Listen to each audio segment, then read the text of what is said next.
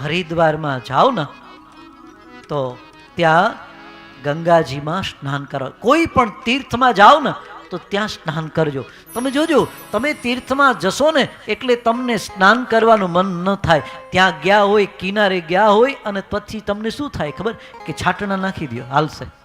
શું કામ આવો વિચાર આવે છે ખબર છે? તમારું પાપ હોય ને એ તમને નાવા ન દે. હો, શું કામ? પાપ એમ કહે કે કદાચ આ તીર્થમાં સ્નાન કરશે ને તો અમારે બળીને ખાક થઈ જવું પડશે. એટલે કથામાં નીંદર આવે. કથામાં નીંદર આવે છે. એમાં સરખો ટેકો મળી ગયો હોય, બપોરે બરાબરનું જમવાનું, સરસ મજાનું ભોજન મળી ગયું હોય, એટલે તરત જ ફલાહાર સરસ મજાનું થયો હોય એટલે નીંદર આવે જ. અને નીંદર એ કોણ છે ખબર છે ને? દર વખતે કથામાં કહું કોણ છે એ? કુંભકર્ણ મૃત્યુ પામ્યો ને એટલે એની પત્ની રામ આગળ ગઈ, જઈને કીધું, પ્રભુ મારા પતિને તમે માર નાખ્યો છે, મને ક્યાંક સ્થાન આપો. રામે કીધું, બોલ તારે કયું સ્થાન જોઈએ છે?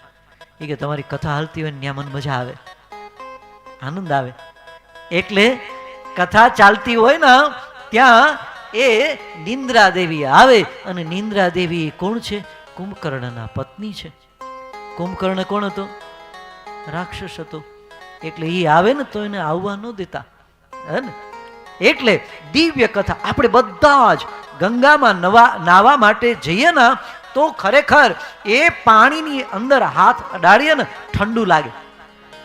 પેલા આપણને નાવાનું મન ન થાય કે ના ના આટલું બધું ઠંડુ નહીં, મારાથી નહીં નવાય, હે ને? ખરેખર હું માથે ચા તો તરત બાજુમાં કોક બેઠા હોય ને એ શું કહે ખબર? અરે હાલ તો ખરા, એકવાર એની મજા તો લે, જલ્દી હાથ ખેંચી અને અંદર લઈ જાય અને પછી તમને ડૂબકી મરાવે ને ત્યારે તમને એમ થાય કે ઓહો, આની અંદર તો બહુ, એક ડૂબકી મારશો ને ધ્યાન રાખજો ટાઢ ઉડી જશે. હો, પેલા ઠંડુ લાગશે પણ ડૂબકી માર્યા પછી ટાઢ ઉડી જશે.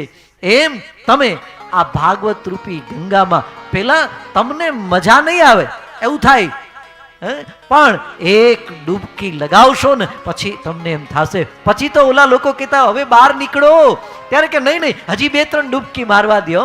ત્યાં તો ઘરનાને યાદ કરે, એ કે બધા ઘરના જેટલા હતા ને એ બધાને યાદ કરી કરીને એક ડૂબકી મારવા દે. હો, અને ડૂબકી મારે પછી ઘડીકમાં બહાર ન નીકળે.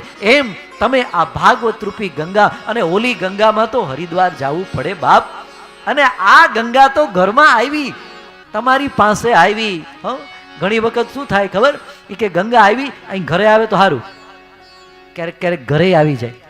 ઘરે આવી જાય ને તો એ કે ઘરે આવી ગયા ગંગાજી, તો કે હા હવે ગોળામાં આવે તો સારું. ક્યારેક ગોળામાં આવી જાય.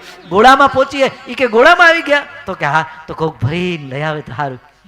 અને કદાચ કોક ભરીને લઈ આવે, પછી કે ભરીને આવી ગયા, લોટામાં આવી ગયા, હવે હું પછી પીશ. એમ કરીને નહીં નહીં હો, આવી છે ને નાહી લેજો, ડૂબકી મારી લેજો, આચમન કરી લેજો.